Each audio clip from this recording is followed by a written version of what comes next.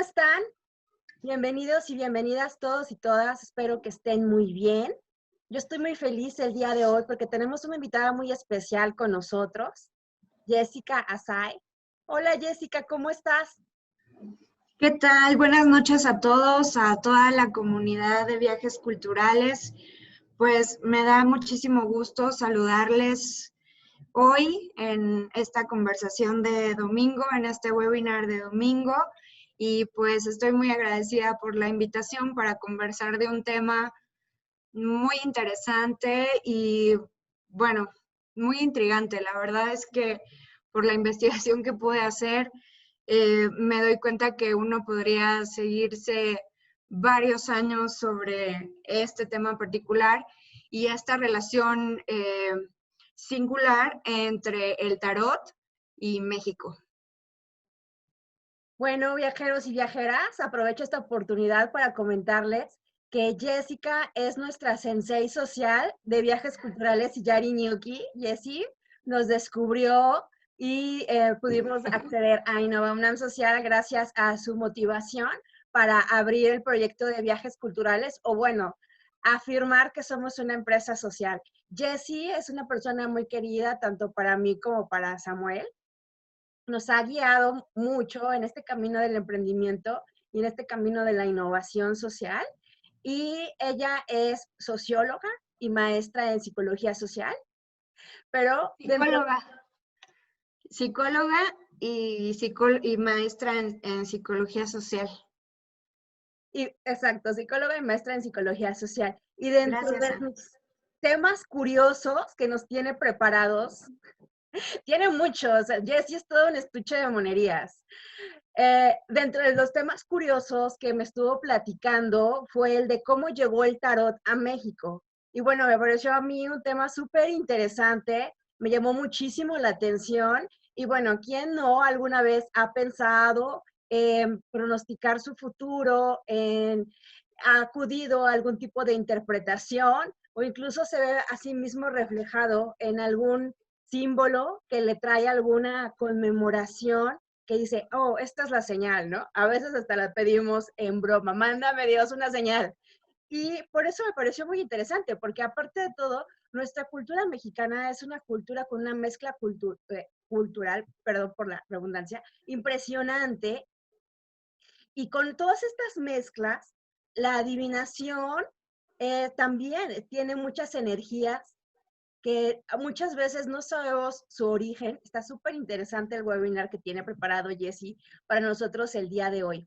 Voy a empezar a platicar de este tema. No les voy a mentir, la verdad es que esta es una primera vez para mí porque yo, aunque estoy acostumbrada a dar muchas clases y conferencias y talleres, esta es la primera vez que hablo de un tema que está, digamos, fuera de la academia. Entonces, esta es una afición para mí, pero hace rato platicaba con Samuel y le decía, al final, pues ya es una afición de 6 años, ¿no? Con algunas lecturas y, bueno, algunas lecturas, digamos, de autores y de intérpretes y de tarotistas y de estudiosos del tarot, pero también de varias lecturas de cartas, ¿no? En la práctica. Igual que mi tema en la academia, que es la innovación, el emprendimiento, también el tarot es una práctica. Es algo que si bien es muy útil y muy interesante estudiar, si uno quiere adentrarse en ese mundo, es mucho más rico si hacemos la lectura de tarot. De hecho, no, mucho más rico se queda corto, es definitivo. Si usted quiere aprender tarot, tiene que leer el tarot y confiar mucho en la intuición. Por supuesto, las lecturas, las conversaciones con otros, la conversación con el otro que se da en la lectura, nos ayuda, pero tenemos que leer si queremos realmente comprender de qué se trata este universo. Bien, ¿qué es el tarot? Para empezar por ahí. El tarot es es un universo, así como puede ser un universo Star Wars o El Señor de los Anillos. Es un sistema que tiene una lógica en sí mismo, así como una buena película, una buena novela, una buena empresa. Es un sistema que tiene relación, ¿no? Sus elementos, los elementos que conforman ese sistema, tienen una relación entre sí, ¿no? Construyen ese universo entre sí y además se pueden relacionar hacia afuera. Y además es un universo en un segundo sentido de esa palabra, porque ya veremos así cuando hablemos un poco más de la historia del tarot, eh, es un universo porque es la representación del mundo. Y representación del mundo no como planeta Tierra, sino representación del mundo como universo, sobre cómo funcionan las fuerzas de la Tierra. Y entonces empecé a pensar en que la conferencia de hoy sería una buena idea, porque al final en viajes culturales eh, pensamos en la cosmogonía de México en particular, pero también el tarot es una representación del cosmos, ¿no? De todo lo que existe. A eso me refiero con universo. Y también en ese sentido, con universo, en esta redondez, es un lenguaje, es un idioma, es un discurso.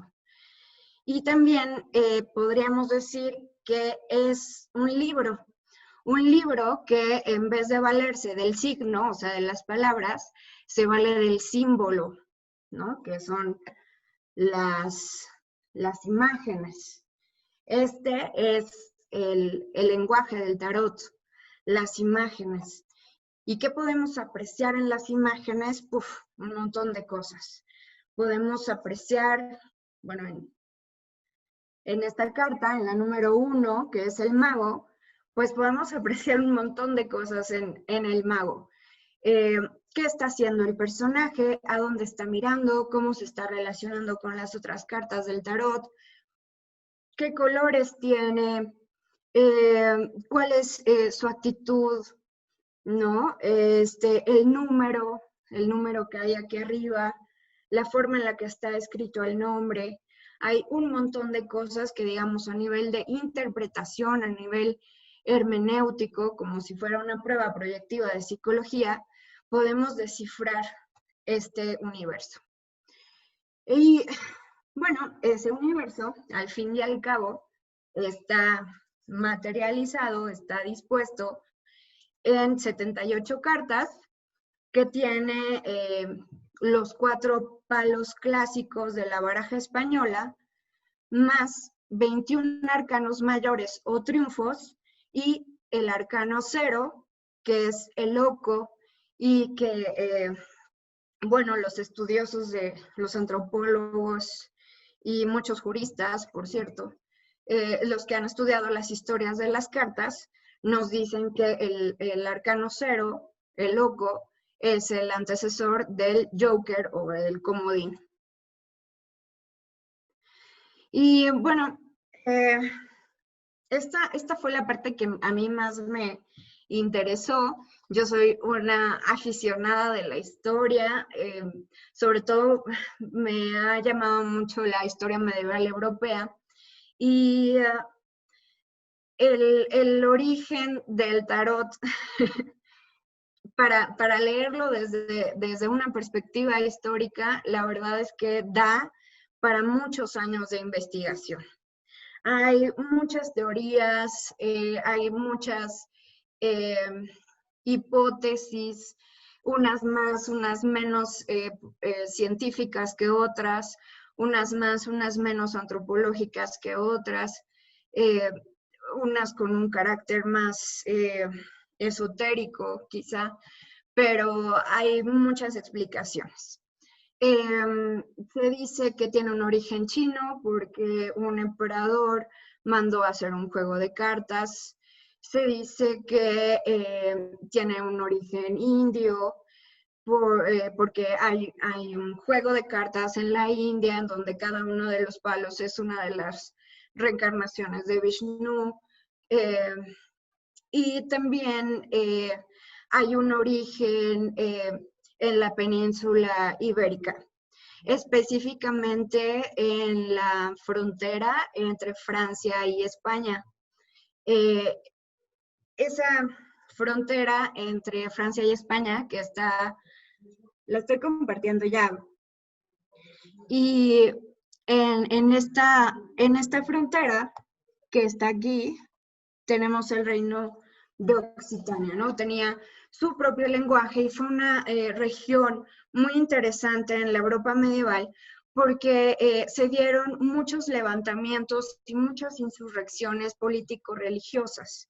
Antes de que Roma realmente se instalara como el poder, ¿no? El Papa se instalara como el poder en Europa, había muchas diferentes doctrinas militares y religiosas que estaban cuestionando cómo deberían llevarse a cabo en la vida de las personas los evangelios. Y de la Orden de los Templarios. Y al parecer, ¿no? Una de las teorías que a mí me convence más es que el tarot tiene un origen cátaro, ¿no? Que es uno de los pueblos que vivió en Occitania y que tenía su propia interpretación de las escrituras. Para empezar, pensaban que todas las personas del pueblo debían tener acceso a la palabra de Dios, ¿no? Lo que Roma, el poder que después fue el poder hegemónico, estaba justamente pugnando. El reino de Occitania, el reino de Cataluña, toda esta frontera que estaba realmente posicionándose como la oposición al poder de Roma, tenían una relación cordial con los enemigos de Roma, que son los otros. ¿Quiénes son los otros? Son los judíos, son los gitanos, son los árabes, y al parecer el tarot se origina cuando todos estos grupos, estas minorías político-religiosas y también militares, empiezan a ser amenazadas, ya digamos pasan los siglos, ahora por la corona de Aragón, y empiezan a ser amenazados.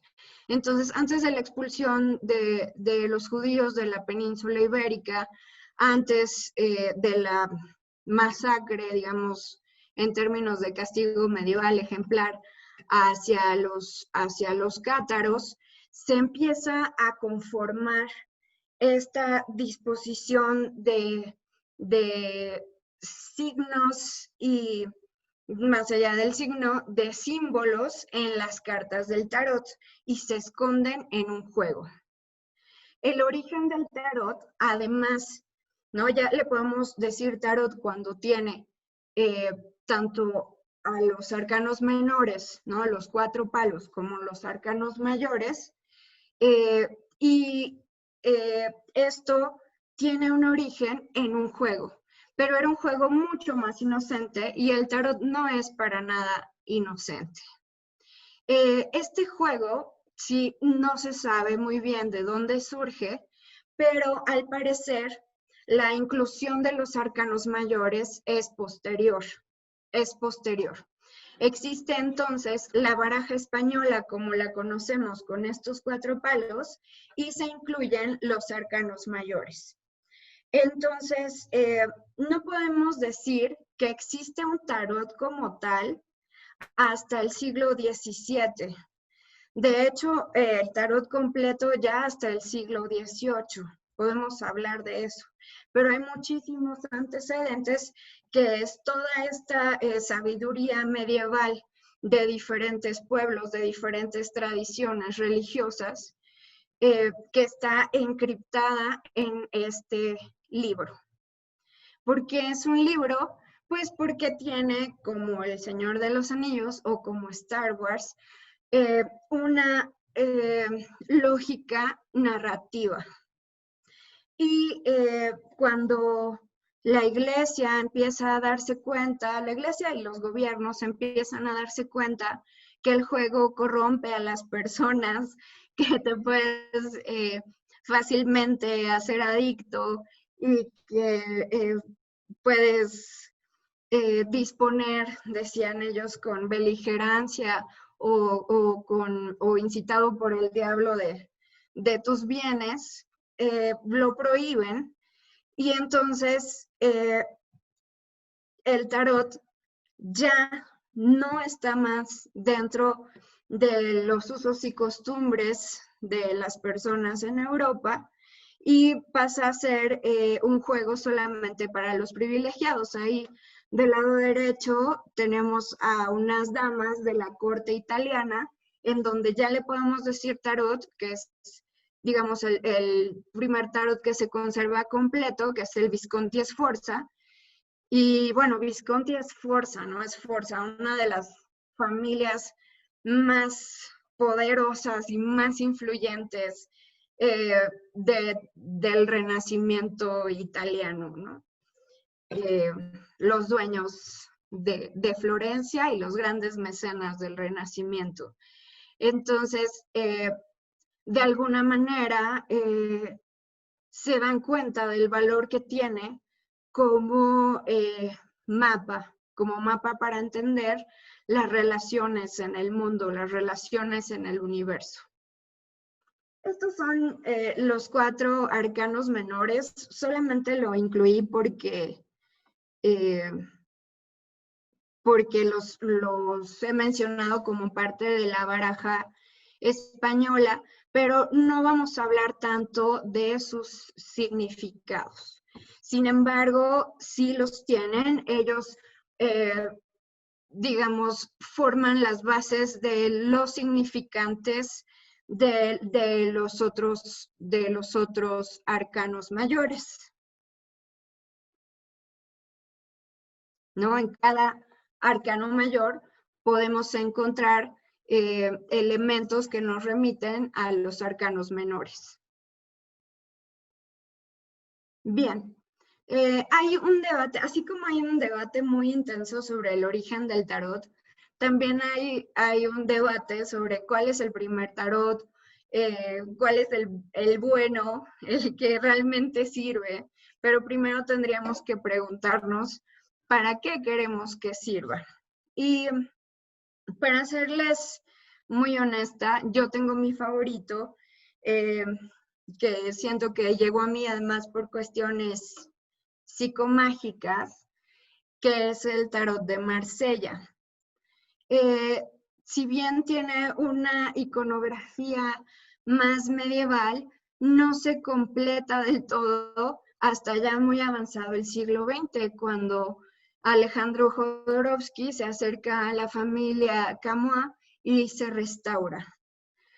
Entonces, antes de eso, ¿no? Hay este debate largo y la verdad creo que un poco bizantino, o sea, un poco inútil, sobre que no, el primero entonces es el Visconti Sforza. Ahora, el más popular es la imagen que tiene el fondo con un amarillo claro, que es el White Right.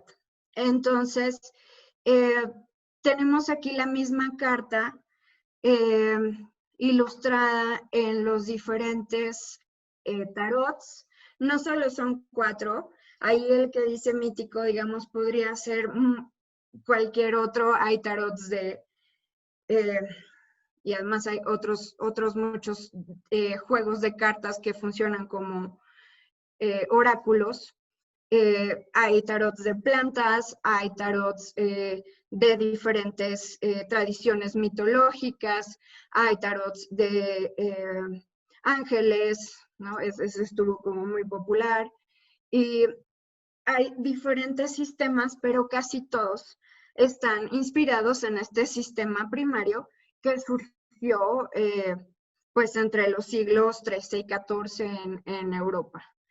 Entonces, a mí esta carta me gusta mucho, es la carta de la fuerza, pero en realidad es que sí hay diferencias significativas, pese a que en las 4 existe la figura del león y de el ser humano dominando a la figura del león y lo que pueda representar.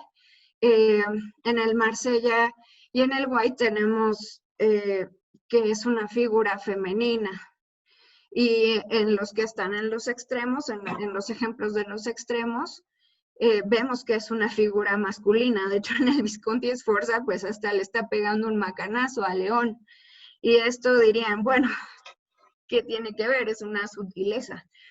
Pero no necesariamente, porque en los gestos de las figuras centrales vemos un dominio con una maestría y sin el ejercicio de la violencia. Entonces, digamos, sí, cualquiera de estos tarots funciona como un sistema lógico en sí mismo, con un sistema que tiene una lógica en sí misma, pero también hay diferentes signos con significados que pueden alterar la interpretación.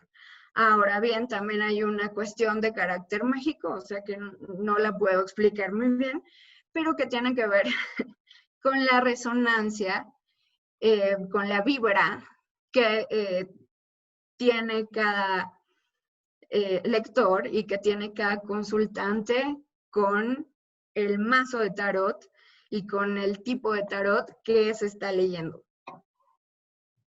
Bien, para seguir un poco con la historia, quiero hablar también de los usos del tarot. Ya, digamos, pensando en el siglo XX, ha habido figuras muy importantes que han pensado en el tarot, como por ejemplo, el psiquiatra, bueno, el médico, el psiquiatra, el psicoanalista, Carl Gustav Jung, ¿no? El suizo Jung, que acuña, ¿no? Pone sobre la mesa, sobre la discusión, la idea del pensamiento inconsciente colectivo, del inconsciente colectivo que piensa no discursivamente con signos o con palabras, sino que piensa a través de símbolos, ¿no? Que hace sentido, que le hace sentido al mundo a través de los símbolos que están en nuestro inconsciente. Y por eso tiene sentido una lectura de tarot, pese a que quizás se haya diseñado por algunos eruditos judíos, cristianos y árabes en el siglo XIII, y tiene sentido hoy en el 2022 en plena pandemia y uno consulta. Entonces, el arquetipo, que quiere decir una forma vieja, una forma antigua, esta noción, este concepto de arquetipo como forma antigua, está sumamente relacionada al pensamiento simbólico, ¿no? Y por supuesto al inconsciente, que el inconsciente pues no se manifiesta discursivamente, sino se manifiesta en sueños, por ejemplo, o en arte, por ejemplo, o en errores o en actos fallidos. Entonces, pues Jung es uno de ellos. No podríamos decir que Jung fue un tarotista, pero sí podríamos decir que lo valida científicamente. Claro que hay muchísimos científicos que demeritan a Jung como científico. Y bueno, también esto me sirve, ¿no? Esta reflexión que hacía Jung, ¿no? De relacionar las figuras y los símbolos que hay en el tarot con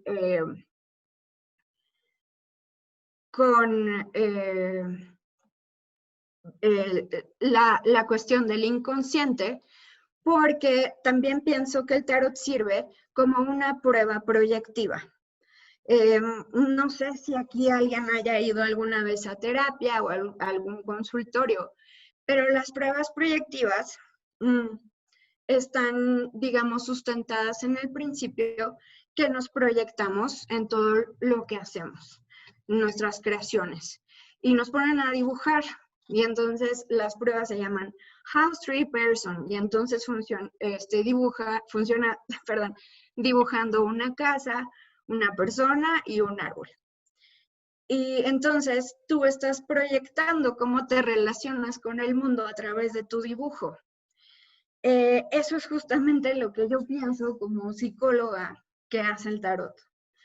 Nos proyectamos y proyectamos este inconsciente colectivo, esta inteligencia que compartimos con los otros y que compartimos con el universo y que a veces nuestro consciente no nos deja ver y nos lo muestra, a veces de manera muy abrupta, en el espejo del otro. El espejo del otro es el libro, ¿no? Así como cuando nos proyectamos en un libro, una película, y también el lector, ¿no? El tarotista, que nos está ayudando a hacer esta interpretación de cosas que igual y nuestro consciente no nos deja ver. Nuestro consciente lógico, nuestro consciente discursivo, no nos deja ver.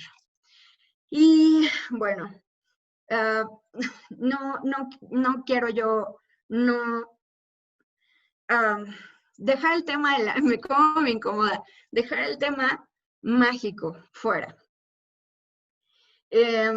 Aunque es lo más debatido, aunque se piensa que es una trampa que hace el inconsciente, en mi experiencia, ya leyendo las cartas del tarot, hay un factor mágico, y Alejandro Jodorowsky decía que México es el lugar, o sea, el espacio, el territorio con más magia que hay en el mundo. Y sí han acontecido cuestiones que no me puedo explicar. Si entendemos la magia como algo que está más allá de la explicación racional, lógica, científica. Y lo digo, por ejemplo, así. Hace poco un maestro espiritual argentino con mucha tradición en la espiritualidad sudamericana, ¿no? Incaica, mapuche, pero también de la India, mezcla diferentes tradiciones. En fin, que en una charla que dio justamente en el solsticio de invierno pasado, pues habló sobre la era de Acuario, sobre esta transición que en el tiempo de los astros se viene dando desde hace mucho tiempo, pero que tiene un pináculo energético en el solsticio pasado. Entonces, a mí se me ocurrió preguntar qué significaba, ¿no? para nosotros aquí en México, aquí en esta vida terrena, la era de Acuario. Y la primera carta que me salió fue esta, ¿no? Donde hay una figura, digamos, remitiéndonos a la tradición grecorromana, es Acuario, ¿no? Es esta mujer hincada, ¿no? Con la rodilla, diciendo, estoy aquí, pero también estoy conectada acá arriba, con las estrellas, ¿no? Vertiendo agua de un jarrón a otro. Por supuesto, las cartas estaban volteadas, las barajamos, en fin. Entonces, sí hay una cuestión energética, mágica, presente. Les puse un ejemplo, pero la verdad es que hay otros muy bonitos. Por ejemplo, alguna vez, no sé, hace unos años, estaba yo escribiendo sobre una gran escritora del pasado, una gran escritora barroca del pasado. Y en esta historia que estaba yo escribiendo, la personaje hacía una tirada de cartas y me atoré un poco en ese proceso creativo y tiré las cartas y estaba yo retando un poco al espíritu de esa escritora barroca y le dije, bueno, ya voy a decir quién es, aunque parezca yo ridícula. Y le dije, Sor Juan, manifiéstate y enséñame esta carta en la tirada que voy a hacer. Total, que dispuse mi tirada y dije, bueno, ¿qué posibilidades hay? Y la primera carta que salió fue esa, la que le había yo pedido a Sor Juana Inés de la Cruz. Entonces, quizás son proyecciones de mi inconsciente, ¿no? Quizás son mis tensiones neuróticas, pero también uno se pregunta, ¿qué diantres? Igual hice, y esas, bueno, se las cuento porque, digamos, son ligeras. Entonces, este libro, este Liber Mutis, este libro mudo, nos narra cómo es el viaje del sí mismo, del self, para los psicólogos, para Jung, y ese sí mismo es el punto de partida, es el proceso y es la meta final. Y en ese sentido, vemos el pasado, el presente y el futuro. Porque muchas personas pues acuden a una lectura del tarot para saber si les va a hacer caso la persona que les gusta, o para saber si, bueno, los políticos, por ejemplo, acceden mucho a ello para saber si van a poder hacer cierta estrategia. Y está bien, porque en realidad, al ser una representación, ¿no?, del microcosmos y del macrocosmos, se puede preguntar cómo hago para que mis gatitas se lleven mejor, y también se puede preguntar qué significa la era de Acuario.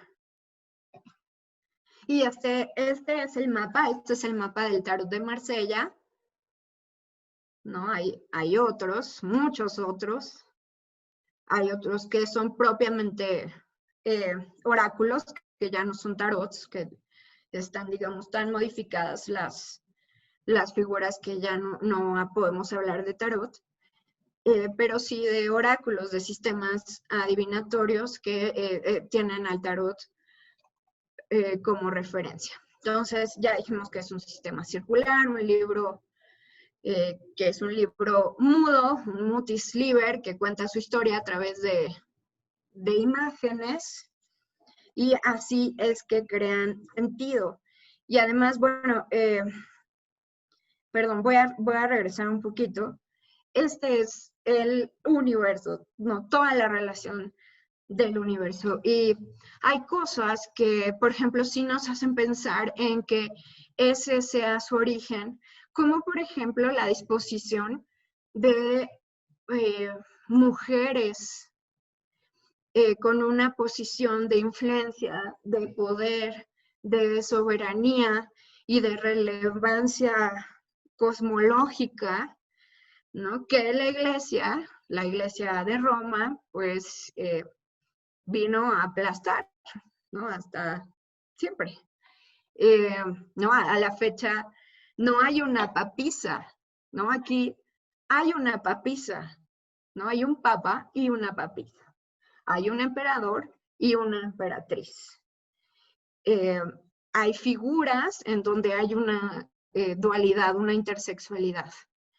Entonces, a mí esto me hace pensar que justamente sea un sistema de conocimiento sobre el mundo perseguido y por lo tanto encriptado. ¿Y cómo decidieron encriptarlo? Pues en un juego, en el juego de cartas.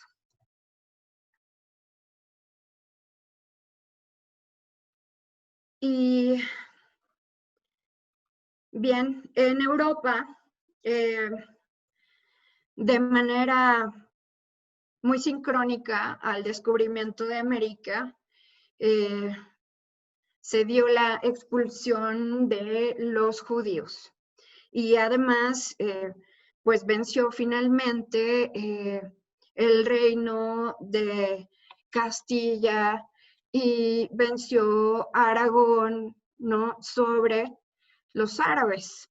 Entonces, son fenómenos muy sincrónicos y a la vez, pues son fenómenos que nos hacen pensar en que probablemente por ahí se dio el gran viaje del tarot de Europa a América.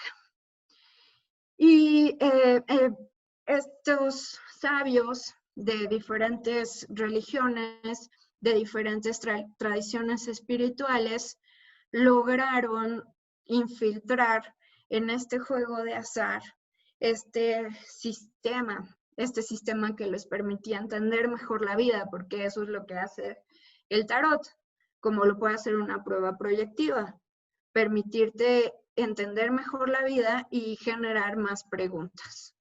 Entonces, llega el tarot a América y hay también pues una persecución de judíos conversos, incluso, aunque ya habían dicho que sí se convertían al cristianismo, en México también hubo persecuciones por la Inquisición hacia la comunidad judía. Entonces, uno de los casos más importantes y que hace muy poco, hace 3 años apenas, se descubrieron 3 pequeños libros, como del tamaño quizá de una mano, 3 pequeños folletines, 3 pequeños cuadernos en una letra dorada preciosa, que es el Testimonio Carvajal, y ahí relata cómo es que llegaron de manera subrepticia y ilegal, pues los judíos a México y también cómo es que fueron perseguidos, en particular el Testimonio Carvajal. Son 3 documentos en donde se narra cómo es que la familia Carvajal fue eliminada, castigada por la Santa Inquisición. Entonces, esto sucedió y podemos decir que hay 2 persecuciones, hay 2 pueblos que son perseguidos y cuando llegan los españoles y cuando llegan en general los conquistadores a América, pues tenemos el mayor genocidio de la historia de la humanidad, tenemos el mayor saqueo o el más largo y el más prolongado de la historia de la humanidad y también tenemos un epistemicidio que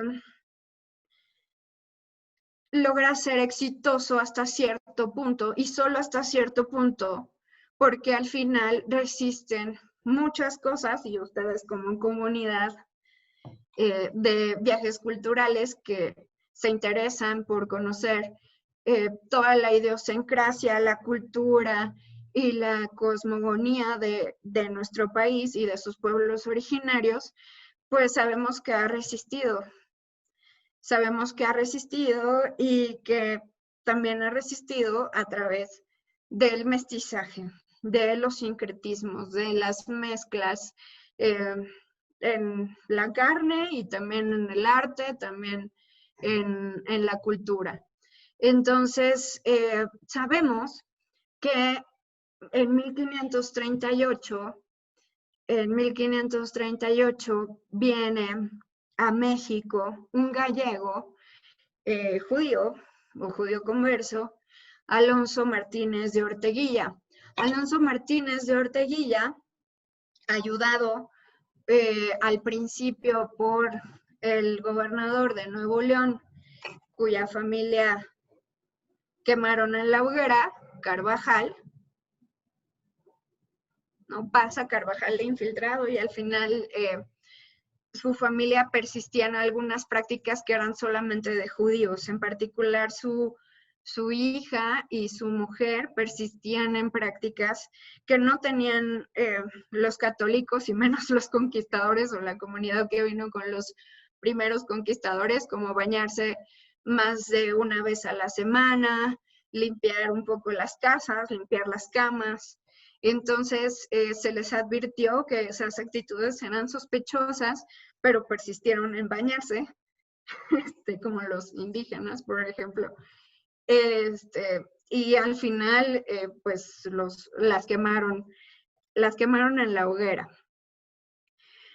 Pero antes de que eso sucediera, que la familia de Carvajal viniera abajo, Alonso Martínez de Orteguilla se encarga del primer estanquillo, del primer local para fabricar y vender cartas con el permiso del Archivo General de Indias.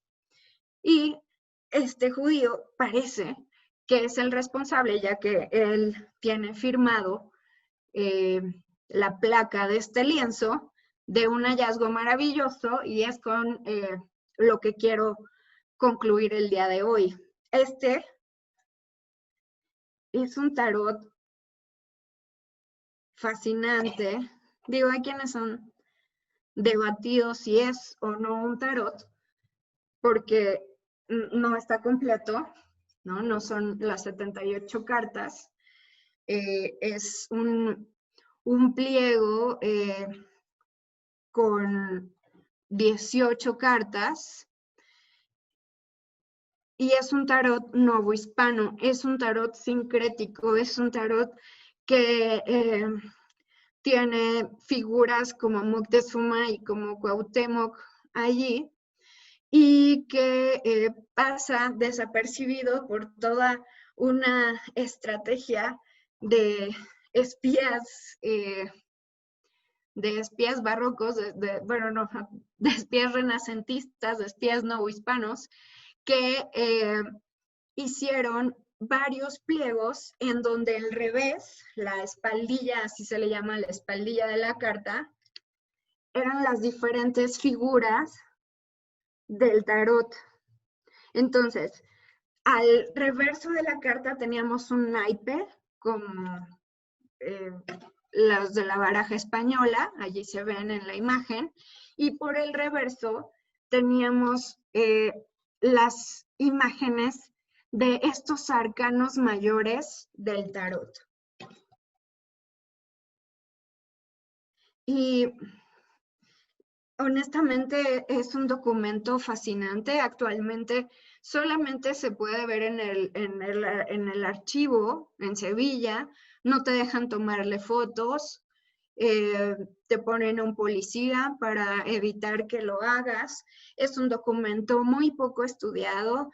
Hay solamente una investigadora que se lo ha tomado más o menos en serio, que es Isabel Grañén. Y este documento pues también tiene un origen difuso, aunque sabemos que definitivamente estuvo involucrado el propio encargado del estanquillo aquí en la Ciudad de México. Entonces, al parecer se pinta en Tlatelolco, en el Colegio de Santiago, en Santiago Tlatelolco, en una de las primeras, Santa Cruz,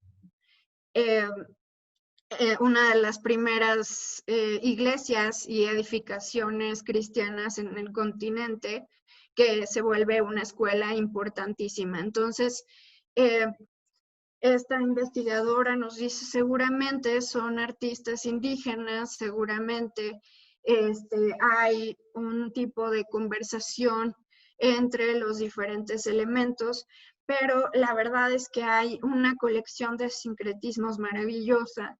Por ejemplo, la imagen que yo tengo a mi mano izquierda, ¿no? La carta número 15, Le Diable, tiene un parecido increíble con el monstruo de Tulancingo, un personaje que de hecho puede ser un personaje histórico, que era un ser deforme y que asustaba a la gente que pasaba por ahí. Pero la carta del diablo, pues a lo que nuestra imaginación cristiana pueda pensar, pues es una carta que tiene muchísimos elementos que nos da para pensar en nuestra vida de hoy, en nuestra vida del 2020. Y entonces hay una tensión, por ejemplo, en el sexo del personaje, ¿no? Que es masculino y femenino, pero es de una sexualidad exacerbada, ¿no? Y que además es una sexualidad que lo tiene atado, ¿no? Y que ata sus posibilidades. Y luego tenemos la carta de loco, que es el arcano 0, es quien comienza el viaje, y es muy parecida, ¿no? La carta de loco, que es esta que está aquí abajo, ¿no? Después a la derecha, y que es realmente parecida o nos recuerda a loco esta imagen que está arriba, ¿no? Que es este danzante, ¿no? El danzante que está arriba de una penca de peyote, que hace referencia a otro tipo de viaje, ¿no?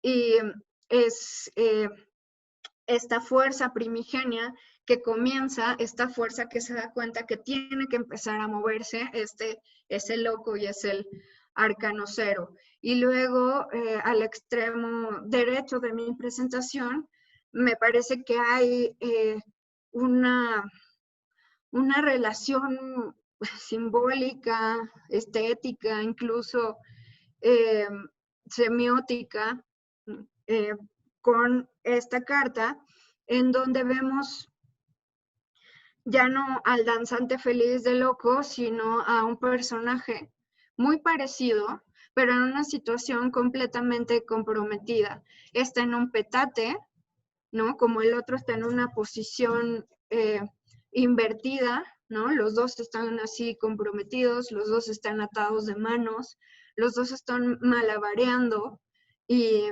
las interpretaciones comunes del colgado es que es alguien que tiene que volver a nacer, ¿no? Y parece que está pasando como por un conducto. Y hay también una relación, digamos, en la estructura general del tarot, en la relación que hay entre todas las cartas, ya como un sistema, con otro sistema de adivinación mexica, ¿no? Azteca, el manual del tiempo, que también está dividido en colores, de hecho en colores muy parecidos a los que están presentes en el tarot de Marsella. Y es el tonalamatl, y bueno, es que la verdad yo hago la relación, ¿no? Los 4 puntos cardinales, ¿no? Los 4 apóstoles que están del otro lado, y cada vez me intriga más pues, estas similitudes, estas correspondencias, que al final este sistema mexica no se originó basado en el conocimiento que llega con los conquistadores españoles, se siguen pareciendo mucho. Eso me parece incluso más fascinante, algo mucho más intrigante. Cómo es que si no se conocían antes, si no había llegado de otra manera, ¿por qué son tan parecidos? Entonces tenemos este antecedente, y también tenemos el resultado que está albergado en el Archivo General de Indias, que es este tarot incompleto. Y pues bueno, la conversación la he preparado hasta allí.